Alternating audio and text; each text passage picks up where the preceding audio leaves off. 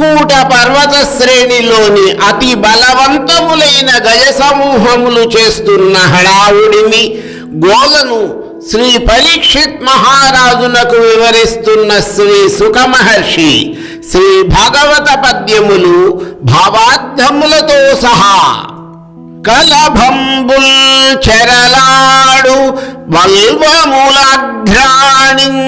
మట్టాడుచున్ ఫలభూజంబులు రాయుచున్ జివురు జొంపంబుల్ వడిన్మేయుచున్ పులులన్ గారెను బోతులన్ మృగములంబోనీక శిక్షించుచున్ గొలకుల్దొచ్చి కలంచుచున్ గిరులపై గొబ్బెళ్ళు గోరాడుచున్. ఈ పద్యములో సుఖమహర్షి త్రికూట పర్వత శ్రేణిలో ఉన్న గున్న ఏనుగుల దుందుడుకు స్వభావమును గురించి శ్రీ పరీక్షిత్ మహారాజునకు వివరిస్తున్నారు. రాజా, గున్న ఏనుగులు చెర్లాటలాడుతున్నాయి. పచ్చదనంతో ఉన్న పచ్చిక బయళ్లను అవి వాసన చూస్తూ త్రొక్కివేస్తున్నాయి. పళ్ళు ఉన్న వృక్షములకు రాసుకొని వెడుతూ వాటి యొక్క లేత చివుళ్లను నమిలి తింటున్నాయి.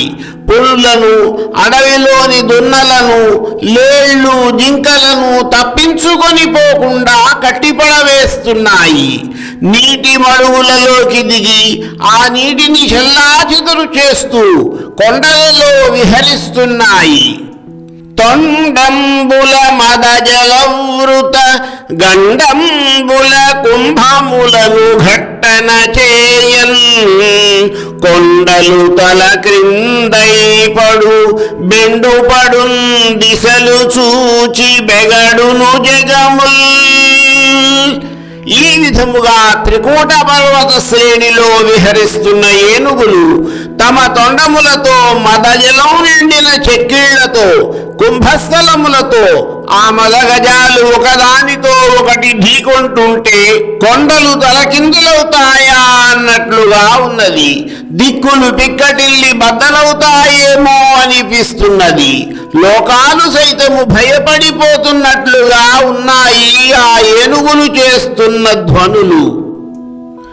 ఎక్కడ చూచిన లెక్కకు ఎక్కువయ్యి అడవి నడచుని భయూధములో ఒక్క కరినాథుడెడతెగి చిక్కెనొక కరేణు కోటి సేవింపంగన్. ఆ విధముగా ఆ అడవిలో ఎక్కడ చూసినా అనేకములైన ఏనుగుల గుంపులు సంచరిస్తున్నాయి.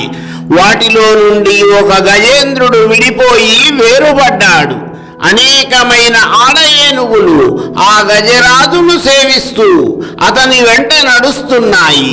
మరికొన్ని పద్యములు, వాటి భావార్థములు నా తదుపరి వీడియోలో